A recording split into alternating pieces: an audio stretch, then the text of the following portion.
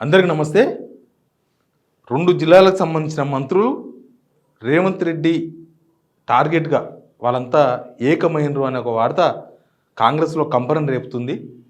ఎవరు వాళ్ళంటే నల్గొండ జిల్లాకు సంబంధించిన వాళ్ళు, ఖమ్మం జిల్లాకు సంబంధించిన వాళ్ళు, ఇక పక్కన కరీంనగర్ జిల్లాకు సంబంధించిన కూడా ఒకరిద్దరు మంత్రులు ఉన్నారు ఆల్రెడీ. దానిలో అసలు ఎందుకు వాళ్ళందరూ ఏకమైనరు, ఎందుకు వాళ్ళందరూ కలిసి మాట్లాడుకుంటున్నారు, ఎందుకు రేవంత్ రెడ్డి విషయంలో వీళ్ళందరూ ఒక ఒపీనియన్కి వస్తున్నారు అనేది పెద్ద చర్చ ఇప్పుడు కాంగ్రెస్లో చాలా రాజకీయాలు ఉంటాయి.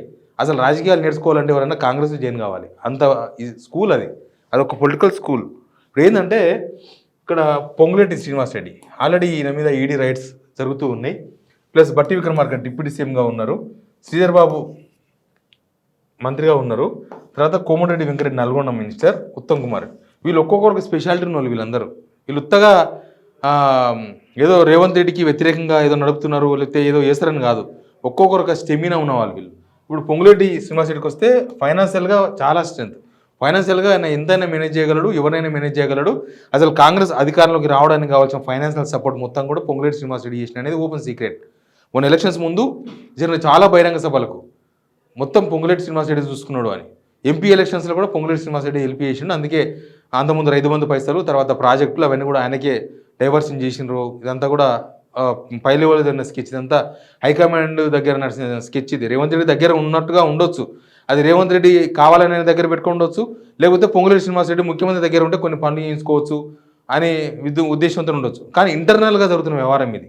ఇంటర్నల్గా వీళ్ళందరూ ఒక మాట ఒక బాట అన్నట్టుగా నడుస్తున్నారంట. మరి ఎందుకో ఈ మధ్యనే అది బట్టి విక్రమార్క పార్టీ సీనియర్ నేత, ఖమ్మం జిల్లా వీళ్ళిద్దరు. తర్వాత దీనిలో ఈయనను మాత్రం వదిలేసిండ్రు, తుమ్మల నాగేశ్వరరావును వదిలేసిండ్రు. తుమ్మల నాగేశ్వరరావుతో ఏం కాదు. తుమ్మల నాగేశ్వరరావు ఆయన ఇక ఈ రిటైర్మెంట్ ఏజ్లో మంచి మంత్రి పదవి వచ్చేదని ఎంజాయ్ చేస్తున్నాడు. ఆయన పెద్దగా పాలిటిక్స్ ఏం పట్టించుకుంటలేడు.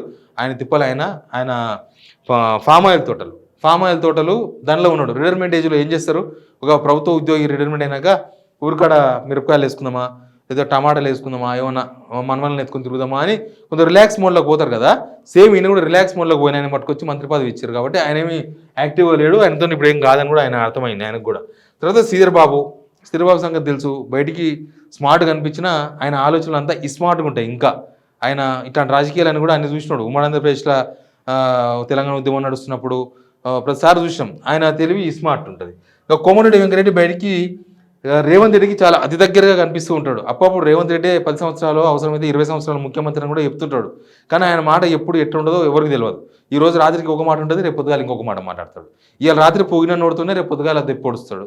ఇవాళ తిట్టినా రేపు పొద్దుగాల పోయి పోగొడతాడు. ఇట్లా కోమటిరెడ్డి వెంకరెడ్డిని పెద్ద సీరియస్గా తీసుకునే అవసరం లేదు. కాకపోతే నల్గొండ జిల్లా కాంగ్రెస్లో, నల్గొండ జిల్లా లెవెల్లో కోమటిరెడ్డి వెంకరెడ్డి కొంత స్టెమినా ఉన్నాడు, కొంత క్యాడర్ను కూడా కొద్దిగా మేనేజ్ చేయగలిగాడు. అవసరమైతే 4 ఎమ్మెల్యేలను కూడా మేనేజ్ చేసుకోగల సత్తా ఉన్నాడు. ఇక ఉత్తమ్ కుమార్ రెడ్డి బయటికి కనిపించేంత స్మార్ట్ పొలిటీషియన్ కాదు. ఉత్తమ్ కుమార్ రెడ్డి చాలా మేము మెయింటైన్ చేస్తాడు కార్యకర్తలను కానీ, లేకపోతే పార్టీలో ఉన్న చాలామంది ఎమ్మెల్యేలను. మనం బయటికి కనిపించినట్లు ఆయన ఏదో ఒంటరిగా ఉన్నాడు, లేకపోతే ఆయనకి ఏం తెలుసు పాలిటిక్స్, ఆ టైప్ కాదు. ఆయన చాలా ముదిరిపోయిన పొలిటీషియన్ ఉత్తమ్ కుమార్ రెడ్డి. నేను పీసీసీ ప్రెసిడెంట్ ఉన్నప్పుడు నేను కాంగ్రెస్ మీట్ చూసిన. ఆయన పాలిటిక్స్ ఎవరికి అర్థం కావు, బయటికి ఏం కనబడవు. కానీ ఎక్కడ ఆపరేషన్ కావాలనో, ఎక్కడ కుట్లు పడాలనో అక్కడ జరిగిపోతుంది, జరగాల్సిందో జరిగిపోతుంది. ఆయన మిలిటరీలో పనిచేసి ఇచ్చిండు కదా, ఆ వ్యూహాలు పాలిటిక్స్లో కూడా అమలు చేస్తుంటాడు ఉత్తమ్ కుమార్ రెడ్డి. అందుకే ఉత్తమ్ కుమార్ రెడ్డి ఏం చేస్తారనేది ఎవరికి అర్థం కాదు. ఆయన చూడరాదు, మొన్న ఆయన గెలిచిండు, ఆయన భార్య గెలిచింది. అవసరమైతే 2 టికెట్లు తెచ్చుకున్నాడు కదా, అవసరమైతే ఇంకొక మంత్రి కూడా తెచ్చుకోగల నేర్పరి ఆయనకు సోనియా గాంధీ లేకపోతే రాహుల్ గాంధీ వీళ్ళంతా బాగా దగ్గర కాంగ్రెస్ మ్యాన్గా. కాబట్టి ఆయన మనం తక్కువ అంచనా లేదు. ఆయన కొంతమంది ఎమ్మెల్యేలను కూడా మేనేజ్ చేసుకోగల సత్తా ఉన్న వ్యక్తి. ఇప్పుడు వీళ్ళందరూ కలిసి రేవంత్ రెడ్డిని బెదిరించే ప్రయత్నాలు నడుస్తున్నాయి. బెదిరించడం అంటే నేను దింపేస్తాం, నేను పొడి చేస్తాం అట్లాంటి బెదిరింపులు కాదు. కానీ వీళ్ళందరూ కలిసి ఏదో స్కెచ్ చేస్తున్నారు అనేది రేవంత్ క్యాంపులో ఉన్న ఒక అనుమానం. ఎందుకు జరుగుతుందో ఏమో తెలియదు. ఇప్పుడు మహేష్ కుమార్ గౌడ్ ఉత్తగా రాలేదు పీసీసీ చీఫ్గా. ఉత్తమ్ కుమార్ రెడ్డి రికమెండేషన్ లేకుండా, ఉత్తమ్ కుమార్ రెడ్డి రికమెండేషన్తోనే మహేష్ కుమార్ గౌడ్ పీసీ చీఫ్ అయ్యాడు. రేవంత్ రెడ్డి చెప్పిన మనిషి కాదు, రేవంత్ రెడ్డి సంబంధించిన వ్యక్తి కాదు ఆయన. రేవంత్ రెడ్డి రికమెండేషన్ వ్యక్తులు వేరే వాళ్ళు ఉన్నారు, వాళ్ళని కాదని చెప్పేసి హైకమాండ్ మహేష్ కుమార్ గౌడ్ని తెర మీద తీసుకొచ్చింది. ఒక బీసీ లీడర్ కావాలన్నప్పుడు మహేష్ కుమార్ గౌడ్ బెటర్ అని చెప్పేసి వీళ్ళంతా రికమెండ్ చేసిండ్రు, అట్లా చేసిండ్రు.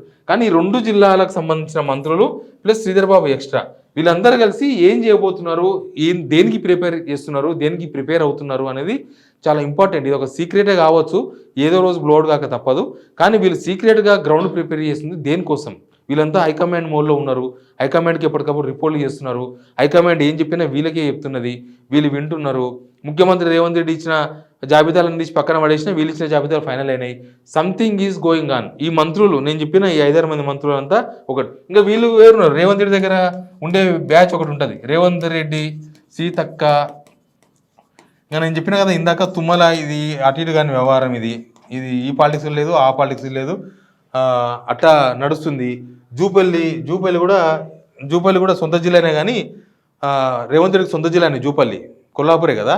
కానీ ఆయన ఇటుకన్నా ఎక్కువ ప్రయారిటీ ఇక్కడనే ఇస్తాడు. ఎందుకంటే ఆయనకు రేవంత్ రెడ్డి రాజకీయాలు తెలుసు, ప్లస్ కాంగ్రెస్ రాజకీయాలు తెలుసు. ఆయన కూడా కాంగ్రెస్ మనిషే కాబట్టి ఆయనకు దాని మీద పూర్తి క్లారిటీ ఉంది. మొత్తానికి ఆయన కూడా ఇటే మొగ్గు చూపే అవకాశం ఉంటుంది. ఆయన కూడా జూపల్లి కృష్ణారావు కూడా కొంతమంది ఎమ్మెల్యేలను మేనేజ్ చేయగలడు, కొంత నేర్పరి పరపతి ఉన్నోడే కొద్దా. తర్వాత ఇంకా మిగతా వాళ్ళు ఎవరున్నారు, ఇక నల్గొండ వాళ్ళు వీళ్ళే ఉన్నారు. కొండా సురేఖ వాళ్ళ గురించి మనం కొత్తగా చెప్పాల్సింది ఏం లేదు. కొండా సురేఖ వాళ్ళు అన్ని పార్టీలు తిరిగి వచ్చిండ్రు. ఇప్పుడు వాళ్ళకు రేవంత్ రెడ్డి ముఖ్యం కాదు, ఉత్తమ్ కుమార్ కూడా ముఖ్యం కాదు. వాళ్ళకి ఎక్కడ అవకాశం ఉంటే అక్కడ, ఎట్లా అవకాశం ఉంటే అట్లా వాళ్ళు నిర్ణయం తీసుకునే అవకాశం ఉంటుంది. వాళ్ళు ఎక్కడ మొగ్గు ఉంటే అటువైపు ఉంటారు, అంతే సింపుల్గా. ఎటువైపు మొగ్గు ఉంటే అటువైపు. తర్వాత పొన్నం ప్రభాకర్ అన్న కొంత కాంగ్రెస్ మ్యాన్. ఆయన ఫస్ట్ నుంచి కూడా ఎన్ఎస్ఏ ప్రెసిడెంట్గా పనిచేసినాడు, ఉద్యమకారుడు. ఆయన అవసరమైతే హైకమాండ్ ఇటువైపు ఉంటే అటువైపు ఉంటాడు, హైకమాండ్ వైపు ఉంటాడు పొన్నం ప్రభాకర్. దీనిలో ఏం డౌట్ లేదు, ఆయన ఖచ్చితంగా అటువైపే ఉంటాడు. ఈయన కూడా ఇటువైపు పోయే అవకాశం ఉంటుంది. సరే, ఇవన్నీ వ్యవహారాలు ముదిరినప్పుడు ఇప్పుడు ప్రాథమిక స్టేజ్లో ఉన్నట్టుగా చెప్తున్నారు కొంతమంది కాంగ్రెస్ నేతలు. ఈ 2 జిల్లాలు, నల్గొండ, ఖమ్మం, ఈ 2 జిల్లాల్లో మంత్రులు వ్యవహరిస్తున్న తీరు, వాళ్ళ అంతా కూడా కొంత రేవంత్ క్యాంపులో ఏదో ఒక డౌట్ని క్రియేట్ చేస్తుంది. వీళ్ళేమో చేస్తున్నారు, వీళ్ళేమో చేసే ప్రయత్నాలు చేస్తున్నారు, వీళ్ళేదో ఢిల్లీకి ఏమో చేస్తున్నారు, ఢిల్లీ వాళ్ళని ఏదో మేనేజ్ చేస్తున్నారు. ఇట్లాంటి చర్చలు అయితే కాంగ్రెస్లో జరుగుతున్నాయి. ఏం జరుగుతుందో చూద్దాం. Please subscribe signal TV.